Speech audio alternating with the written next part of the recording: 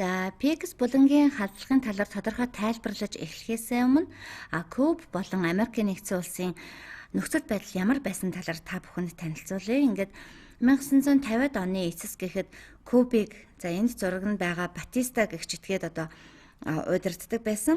Тэрээр дарангуйлагч байсан төдийгүй түүний дэглэмийг Америкийн нэгдсэн улс дэмжиж байсан. Ингээд түүнийг ямар хүн байсныг нь та бүхэн Джон Кеннедигийн 1963 онд хэлсэн үгнээс нь мэдэж авах боломжтой. Гэхдээ энэ үгийг PEGS булангийн халдлага болсны дараа бүр Кубын Пучингийн хямрал болсны дараа хэлсэн юм шүү гэдгийг бас анхаарах нь зүйтэй байхаа. Мэдээж Джон Кеннеди Фидель Кастрод бол таатай ханддаггүй байсан. Гэвч энэ бүхнийг дурдсны дараа ч гэсэн Джон Кеннедигийн хэлсэн үг нь Батиста Кубын хувьд чухам ямар дарангуйлагч байсныг нь маш боддоор үнэлсэн хэрэг гэж үзэж болно. За, энэ дэлхийн бүх улсууд дотор тэрж байтугай эдийн засгийн колоничлолтой өөр улсад дарлуулж мүлжигдэж байгаа ямар ч орнууд дотор Кубаас дор байдалтай байгаа улс нэг ч үгүй гэдэгт би итгэлтэй байна. Энэ байдлын нэгэн шалтгаан нь Батистагийн дэглэмийн үед манай улсын зүгээс Кубын талаар баримталж байсан бодлого юм а. Батиста бол Америкийн нэгдсэн улсын үйлдсэн зарим нүглийнх нь тодорхой дүрэн байсан гэж үзэж бас болох юм. Тиймээс бид энэ нүглийнхээ төлөөсийг төлөх цаг маань иржээ гэж Джон Кеннеди хэлсэн. За, тэгэхээр Кеннеди Батиста үнэхээр сайн хүн байгаагүй юм а. Америкийн нэгдсэн улс ийм авилгач дарангуйлагчийн Куб дахь дэглэмийг ийм удаан хугацаанд дэмжиж ирсэн буруу байсан гэж хэлж байгаа хэргэлтэй. За, энэ Батиста Вашингтон хотод ажиллах үеэрээ Америкийн нэгдсэн улсын зарим генералуудын хамт парад үзээд явж байгааг нь харуулсан зэрэг байгаа. Батиста Кубад нэр хүндгүй хүн байсан төдийгүй түүний дэглэмийн эсрэг 1959 онд гарсан хувьсгал амжилттай болох нь ойлгомжтой байсан гэдгийг мэдэж авсан. За, ингээд 1959 онд хувьсгал гарч түүний Фидель Кастро хэмээх энэ хүн удирдах байсан байгаа. За, түүний хамгийн ойр дотны хамтран зүтгэгчд нь Раул Кастро болон Че Гевара нар байсан. Ингээд тэд хувьсгалын дараа Кубын төрийн эрхэнд гарсан л да. Ингээд тэд хувьсгалж үзэл санаатай үндэсний эрх чөлөөний хөдөлгөөний гишүүд байсан байна. Гэхдээ нэг зүйлийг тодтогон хэлэхэд тэд анхнаасаа л баг зэрэг зүүнний талыг баримтлсан үзэлтэй байсан учраас хүмүүс тэднийг коммунистууд эсвэл хагас коммунист үзэлтнүүд гэж бодож байсан.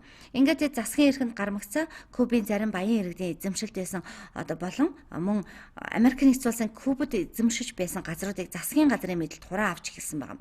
Энэ үйлдэлээ тэд тайлбарлахдаа бол эдгээр баялагийг Батистагийн үед хууль бус аргаар хураасан гэдэг байсан. За, гэхдээ тэд маш их олон хүний газар болон хөрөнгийг хураасан зарим хүмүүст энэ хувьсгалч нь үндэсний эрх чөлөөний биш харин коммунист дэглэм тогтоох хувьсгал юм биш шүү гэдэг ойлголтыг өгсөн байгаа. Ингээд тэдгээр хувьсгалчдыг төрийн эрхэнд гарсны дараа бол тухайн үеийн Кубын дундаж давхраг чинээлэг болон өндөр боловсралтай олон иргэдэн Фидель Кастрогийн хийж байсан хувийн өмчийн газрыг хураан авах бодлогоос нь айж Америкийн нэгдсэн улс руу олноороо дөрвөн гарсан. За, үүний улмаас Флорида муж болон ихэвчлэн Майами хотод Кубын дөрвөгчдийн томоохон суурьшил болоод бий болсон. Одоо ч гэсэн тэндээ амьдарч байгаа. За, мэдээж эдгээр цагаачд бол Фидель Кастро гэх нөхрийг үзэн ядаж байсан. За, цааш нь үйл явдал өрнөсөөр бол 1961 он болоход Джон Кеннеди Америкийн нэгдсэн улсын ерөнхийлөгчөөр сонгогдсон байгаа. За, тэрээр 1961 оны ихээр ерөнхийлөгч болсон. Ингээд 4 сар болоход бол Кеннеди ерөнхийлөгч болоод хэдхэн сар өнгөрч байсан. Гэтэл бас хажуугаар нь боловсралтай чинээлэг дундаж давхаргын Фидель Кастрог үзэн яддаг олон цагаачд нь Америкт бий болчихсон байсан. Ингээд Фидель Кастро энэ хүмүүсийн хөрөнгийг хурааж аваад улс орноо зүүнний үзэл баримталтай болгон хувиргах гэж байсан байна. За, энэ бүх үйл явдал хүйтэн дайны үед өрнөж байгаа хэрэг шүү дээ. Тэгэхээр Америкийн нэгдсэн улсын хувьд бол улс орнууд нэмж коммунизмд автчих вэ гэдгээс бол ихэд боломжилж байсан. Гэтэл тэр Фидель Кастро гэдэг нөхөр бол коммунист үзэлтэй байж магадгүй болоод явчихсан байна. За, ингээд Америкийн нэгдсэн улсад олон тооны цагаач иргэд Кастрог төрийн эрхнээс буулгах сонирхолтой байсан. Мөн Америкийн нэгдсэн улс Кастро коммунист учраас улс орноо зүүнний баримтлалтай болгож зөвлөлт холбоот улстай холбоотон болчихж магадгүй гэж бас болгоомжуулж байсан.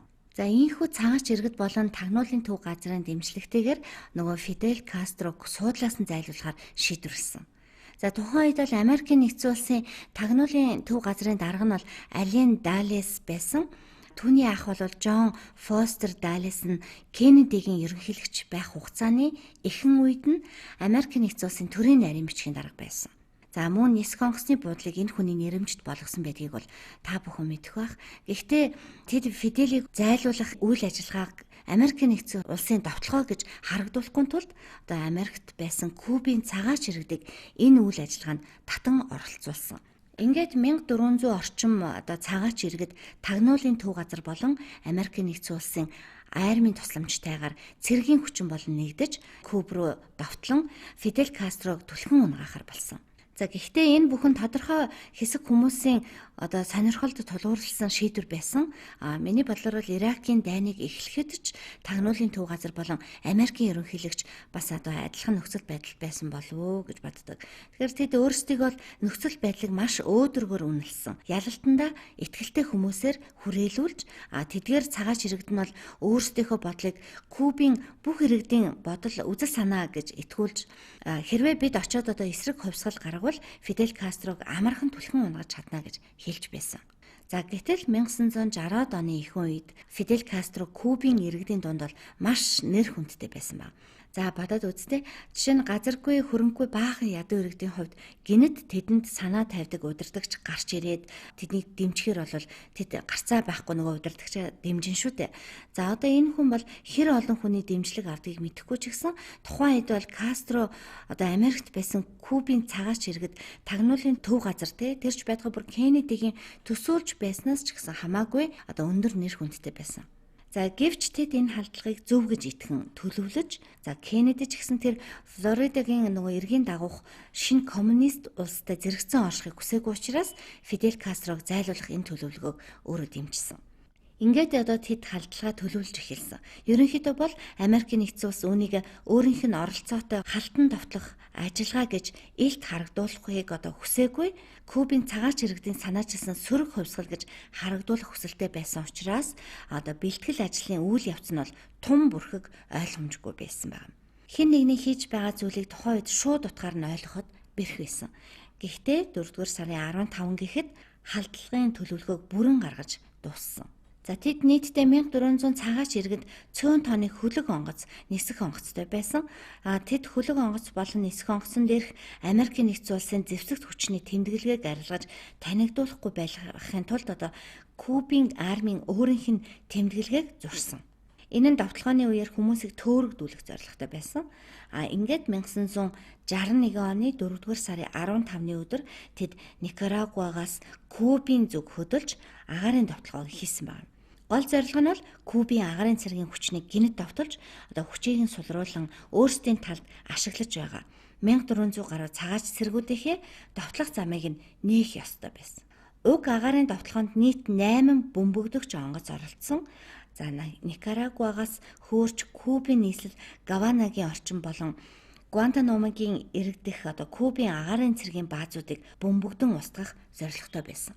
Гэвч тэд зорилгодоо хүрч чадаагүй. Гол нь бол тэд онгоцнуудаа Кубын агаарын цэргийн хүчний тэмдэглэгээр тэмдэглэж төөрөгдөл үүсгэх зорилготой байсан. Ингээд 8 онгоц нисэж очоод бөмбөгдөж байх үед нь нөгөө нэг онгоц нь бууны суманд оногдон унсан байна. Ингээд 9 дахь онгоц нь Никарагуагаас хөөрч тэдэнтэй нийлэхдээ бөөрөндөө агаарын довтлогоог эсэргүүцэх бууны суманд оногдсон хуурамч нүхтэй очсон. За энэ бүх өнгөлн далдлалтын цаана байсан гол санаа нь Кубын нисгэгч онгоцоо аван улсаас зогтохдоо Кубийнхаа олон онгоцыг буудал дээр нь устгачаад зогтож ирсэн гэсэн үнэмшил төрүүлэх явдал байсан. За энэ л ерөөсөө гол зорилго нь байсан байна.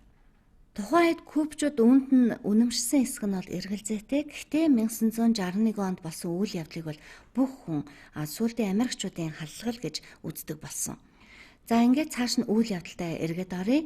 4 сарын 16-ны шөнө болоход бүгд Америкчуудын довтлогоон эхлэхийг хүлээж байсан. Үүнээс харахад энэ үйл ажиллагааг тийм ч сайн зохион байгуулаагүй бөгөөд зарим цагаач цэргүүд нь бол энэ халдлагын төлөвлөгөөний талаар бүр ам султай байсан байж магадгүй байна. Тэгэхээр энэ халдлагын талаар бол зөвлөлтийн тагнуулчид олж мэдсэн. За Куб руу халдан довтлох нь зайлшгүй басныг тэдэнд мэдээлсэн байна.